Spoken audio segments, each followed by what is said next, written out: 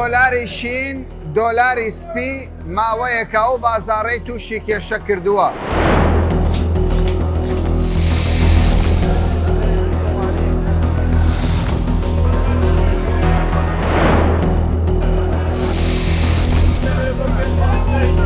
ئەوە $100 $100 شینی پێدێ ئەوە $100 سپی پێدرێت یعنی زۆر شەچی دەستە کاتە و بازاڕە بەڕێزانم سیر بکەن نیوەی شینە نیوەی سپیە.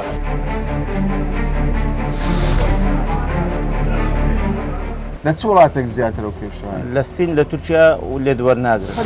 لە تورکیا دەستی پێ بەڵێ لە تورکیا دەستی پێکرد کە لە تورکیا دەستی پێکرد لە بەغداوانش ئێستا وەرەقی سپی ناڕێت. هەر کەسە چیبیانی دێ سەری سوڕ دەمینێ لەو ئارامیەی.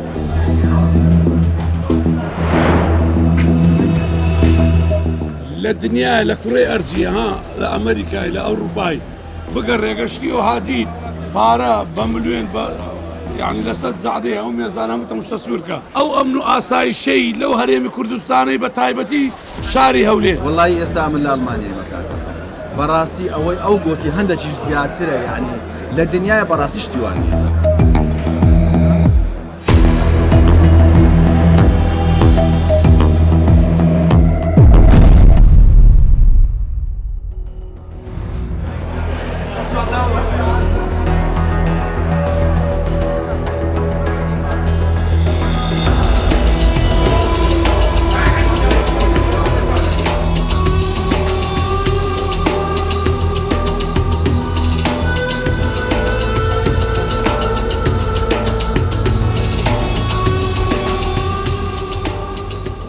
لە ناو جەرگەی بازارم هاتووم بزانم ڕاوبۆچوونی هاوڵاتیان و کاسبکاران سەبارەت بە دۆلاری شین دۆلاری سپی چییە و چ کێشەیان لە بەردەمدایە.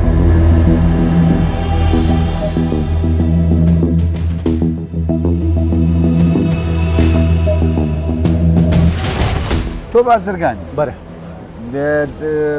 دراوی دۆلاری شین سپی بۆتە گرفتیاننا کا کامەران بەنسبەت دۆلاری شین و سپی لە کڕینی و لە فرۆشتە فەرقیەیە. وڵاتانی دنیا کامە دەخوازن طبعا نوێیەکە زیاتر دەڕوا هەموو دنیا مەسەن ئێستا بە خۆمە بازرگانی لە سینەشیا دەکڕین زیاتر بە نوێیەکە معاملە پێوە دەکرێت بە نوێیەکە بڵێ یان بۆتە گرفت. طبعا شەریکە بەس نوێی دەوێت. تۆ بازرگانی مامەڵ لەگەڵ چ وڵاتێک دەکەی بۆ سین و تورکیا. باش کێشەی دۆلاری سپی و شین دروست بووە؟ بەڵێ دروست بووە. لە چ وڵاتێک زیاتر و کێشە؟ لە سین لە تورکیا و لێ دووەرناگرن. پێم بڵێ مامەڵە بەچی جۆرە دراوێک دەکەن زیاتر؟ زیاتر دۆلاری نوێیەکەنە سپیەکەی قەدیم زیاتر بە دۆلاری نوێیەکە دەکرێت سپیەکەش دەکرێت بەڕاستی ئەگەر سپی بی کەون بی فەرقی هەیە لەگەر بازاڕی کەمتر وەردەگیرێت لە ناو دۆلار پرۆسان.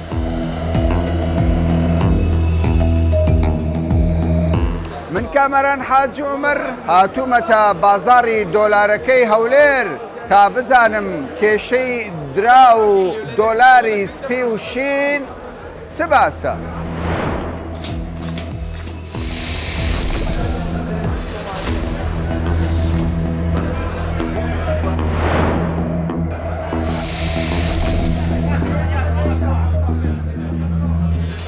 ئێستا چ لە بەردەم منداناوە گوتت کێشەی زۆر گەورەیە کێشەکە چییە؟ ئەو پارە $50 باشە یعنی معنەیە لەگەوەی فەرقەچی هەبی لە بازاڕی ئەخبارە هەپارە نیە ئەمەری چینیا بڕۆ لە حل لە کوردستان چیە دەری هەپارێ و هەو پارەشە بەس لێرە دەستە $50 ئەوە $50 ئەوە $100 $100 شینی پێدێ ئەوە $100 سپی پێدرێت یعنی زۆر شەچی دەستە کاتە و بازاڕە یعنی معنەیە ئەو فەرقە چێبی یعنی باشە ئەوە ئێستا چ کێشەی هەیەەوە؟ ئەوە هیچ کێشەی نییە ئەوە هیچ کێشەی نییە بەس لەگەڵ سپی فەرقەی هایشتانە چەندە فەرق؟ یعنی دەفتەرێک $100,000 فەرقە لە یەک دەفتەری $100,000 کەمترەوە ئەوە کەمترە ئێوە چ مشکلەوە ئێستا ئەوە دۆلار نییە؟ بە دۆلارە ساختەیەوە ناساختە نییە لە وڵاتشکە دروست نە هیچ شتیوانی هیچ ئەشکالێکی نییە بەس لێرە عقلمان ئەو هایە پارە هەپارە نیە بڕۆ لە دەهات دەوڵەتە چێت تورکیا ئەوە $100 ئەوە $100 شین و سپی فەرقیەبی $50 $50 دەفتەری $150,000 فەرقە دەکە یەک وەرەقەی فەرقە لە یەک دەفتەری پارە نییە معلوماتەکان بە ئەمانەتەوە بدەین ئێستا ئەو وەرەقە سپیە لە بەغدای دەڕوە دەڕوە بە هەمان نرخ بە هەمان نرخ دەڕوە بە هەمان نرخ دڵنیامە باشایی لێر بەس لە هەولێر بەس لە هەولێرە بڕۆ خۆتە بڕۆ دوکانێک ئەوەی ببا برێکاکە ئەوم لۆ خوورکەوە ئەوم لۆ قرزان چەند فەرقت دەداتی کێشەکە بەس لە کوردستانە یان لە هەموو ناوچەکەیە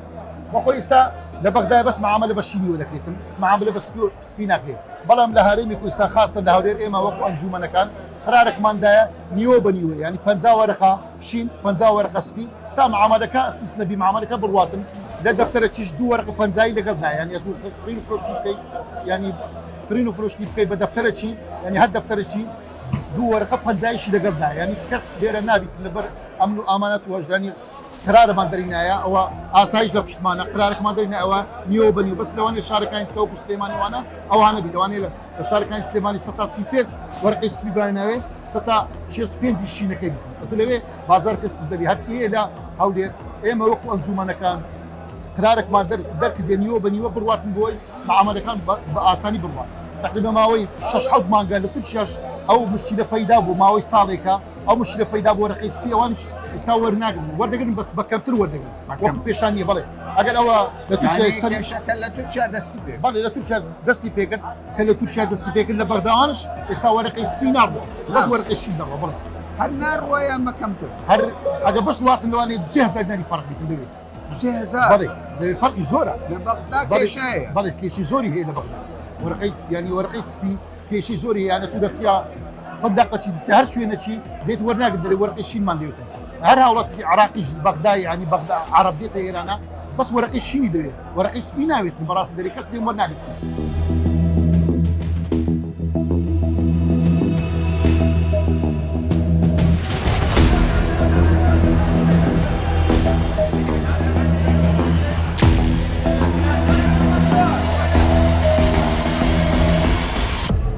دەگوترێت لەم بازاڕی دۆلاری هەولێر زیاتر لە 1 ملیار دۆلاری ئەمریکی مامەڵەی پێوە دەکرێت بە کاش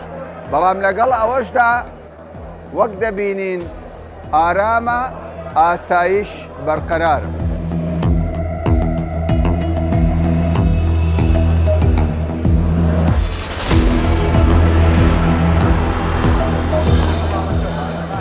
پێم بڵێەوە چیەوە باسی دۆلاری سپی دەکەن دۆلاری شین دەکەنەوە کەیەوە دروست بۆ فەرقا والله ئەو فەرقا تقریبا هەمووی پێشش مانگە لە بازاری ئێرە دروست بووە بەڵام لە وڵاتان لە ئێران لە مێژە دروست بووە ئێران لە ئێران لە 2018 بوو چوومە ئێران ئەو فەرقە هەبوو بەس لە ئێران دۆلار قەدەغە نییە بەخۆی نا تەبیعی دەگۆڕێەوە ئەی نووسینگە هەیە دەچی دەگۆڕێەوە بە تومان دەیدێت چدای خۆ کات نا من نا یەکات لە عیادەی لەکنم بوو گوتی ئەو وەرەقە سپیانم پێیە لێم وەرناگرن بە کەمتر لێم وەردەگرن لە ئێران گوت بینە کاکە من لە بۆ دەگۆڕم مشکلەکمان نیە لە بۆ ئێرە فەرقی وای نەبوو یعنی تو هەر لەوێ چارەسەری و کێشە لەوێ درێ چارەسەری و کێشەوی کرد دۆلاری ساری 1950 دەڕوا 67 دەڕوا کڕیتمان کڕیتمان 10000 کەمتر ڕوویە ترسی نیە نەخێر دۆلار ئەمن دەرێم چەند دەرێم دۆلاری 1967 ما کڕیە بە چەند 10000 کەمتر یعنی وەکو سپێکەی بەحیسە نا سپیەکە ئێستا ڕوبعکی فەرقە لە بازاڕی لەگە شینەکەی دۆلارێکی دڕای بەئاستا نا دۆلارە هەر دۆلارە لە ئەمریکا هەم دۆلارە چ سپی چ شین چ دەیی چ پێنجی پەنجایی لە ئەمریکا دۆلار هەر دۆلارە ترسی نییە نا لێرە شەقی وایە باخەکان یعنی فەرق پێ نەکرد لێرە زیاتر باقە ئەهلیەکان فەرقی پێ دەکەن ئەهلیەکان فەرقی پێ دەکەن دەزانم ئاخە لەوە دروست بۆ لێمە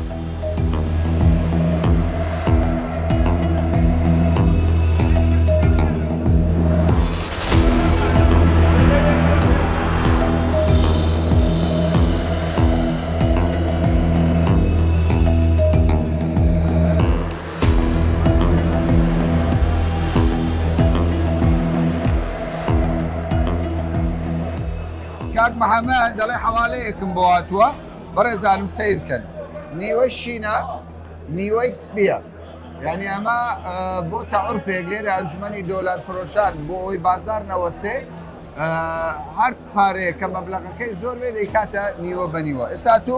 خۆت داوت کردویان ناچاری ئەوەت وەرگرت بە ناچاری؟ وڵە بە ناچاری وەرم گرتیا. ئێستا ئەگەر حەوالەم لەبوو بێ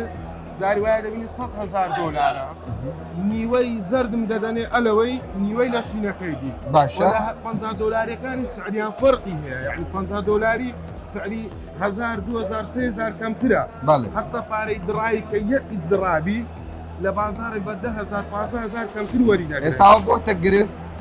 ئەدی ئێستا کە مشتری دیتەکنە من دۆلاری دەوێت ئەتو مشتریەک دێتن ئەو $100 دەدەمێ کابرا لێم وەرناگری دەرێ برام نامەوێت کەس لێم وەرناگرتەوە دوایە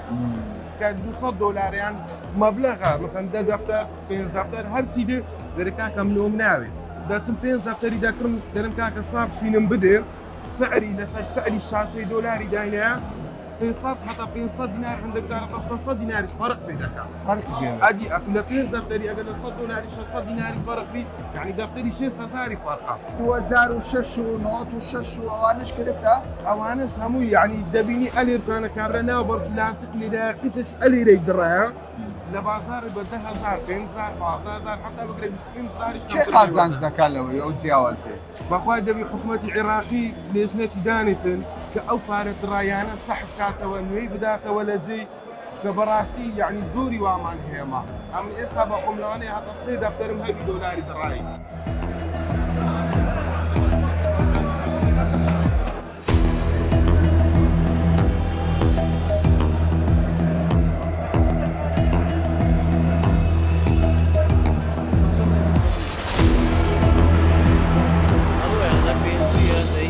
ئەمە کێشەیەکی دیکەیە کێشەی یەکجار گەورەیە ئەگەر سپی و شین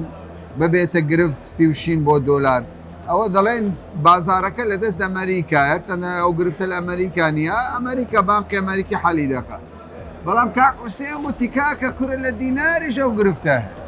یعنی ئەوە دیناری عێراقیە بانکی ناوەندی عێراق پێویستە هەر دراوێک کە دڕا وەری بگرێتەوە بەڵام باقی ناوەندی عێراق بە تایبەت لە کوردستان وەری ناگری ئەمانە هەموو پارەی عێراقیە سیرکەن بەڕێنزان هەمووی پارەی عێراقیە 50ە 25ە مە ساختە نیە پارەی ڕاستەقینەیە بەڵام بانقەکان مامەڵەی پێوە ناکەن بەڕاستی مامەڵی پێوە ناکەن ناوەڵا مەسەلەن وەری ناگرن بانقەکانی ئێرانە نان لوێن نییە تالفەکان مەسەلەن بگەڕنەوە لە حکوومەتی عێراقی مەسەلەن ئێستا مە دەمانزانی لە مووسڵێ زۆر جاران هەبوو داهات دەیان بەر دەیانگۆ ئەوە لە مووسڵێ دەڕوا دەچێتەوە بانقەکەین دەرێەوە تالفە لۆی دەگۆڕن تالفەکەی لێوە دەگرن نوێی دەدەنەوە بەس لێرە ئەو شتێ نییە خۆی ئەو شتێ دەبی لێرە حکوومەت پێوە هەر بستیتن هەرێم ئاگاداری عێراق برێ ئەوەندە تالفەمان هەیە نوێنەریان بانقەکانی عێراق لێرە لقیان هەیە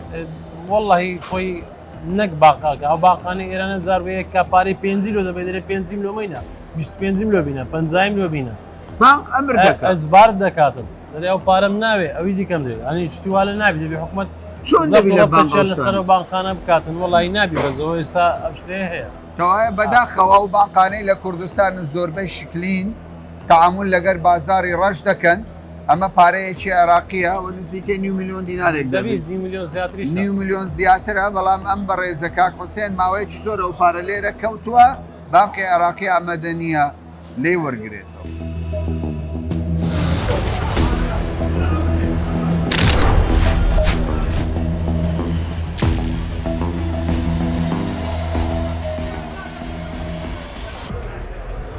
لە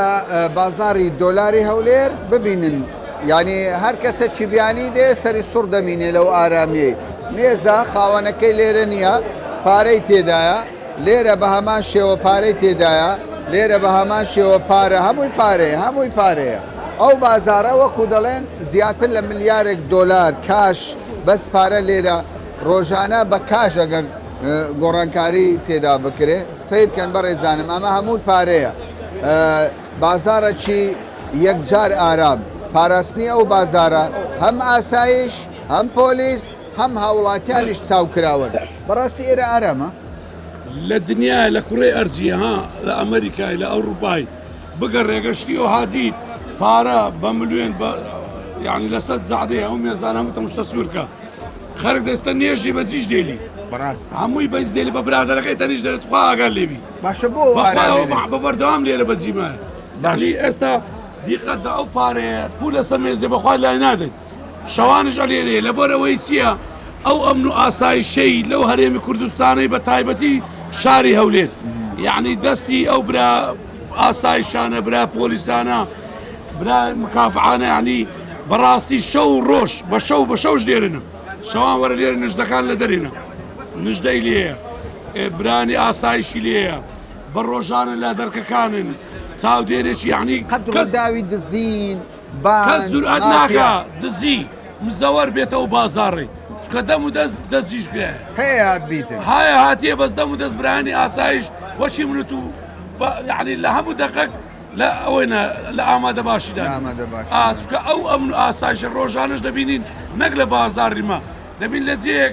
قەزیێک کوشتنەکە شتەکە ناکاتە 24 کاتژمێر دەستگیری دەکەن یعنی دەستخۆشیێکی گەرم لە ئاسایشی ئەو لێرە زۆرە کاغازی پارە زۆر پارەی هەموو خەرەکە پارە بێز دێلی لەمە لێر ئەدیکو پارە زۆر نێتەوە هەندێک دەڵێ ملیارێک دۆلار لەو بازارە هەیە زیاترش هەیەدیکو وەریوەڵاوم ئەدیکو نییە پارە ئەچی پارەی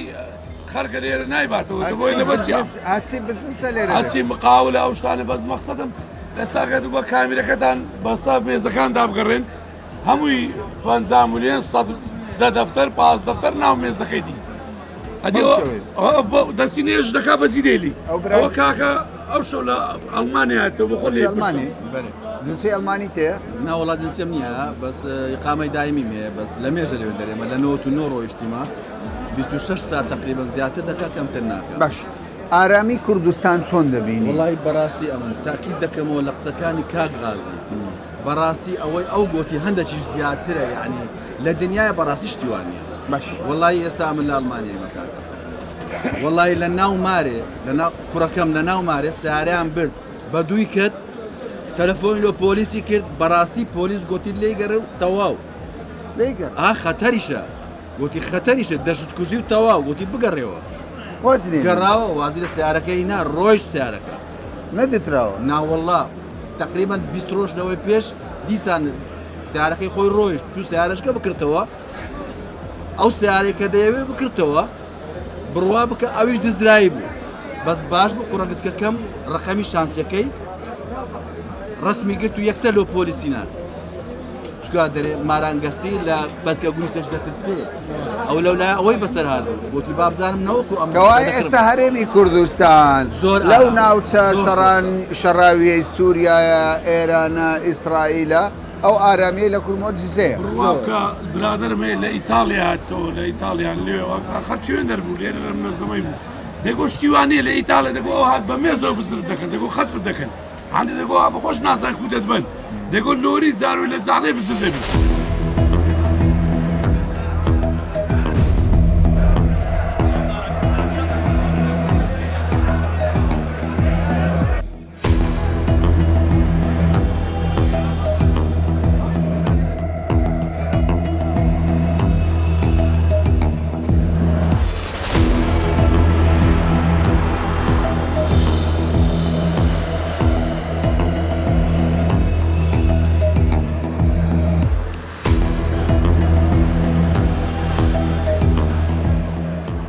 طبعا لەم دۆخەدا خۆشترین شت چیاوەیە کە تۆ پارەی قەرز وەرگریەوە پارەت لە قەرز بێ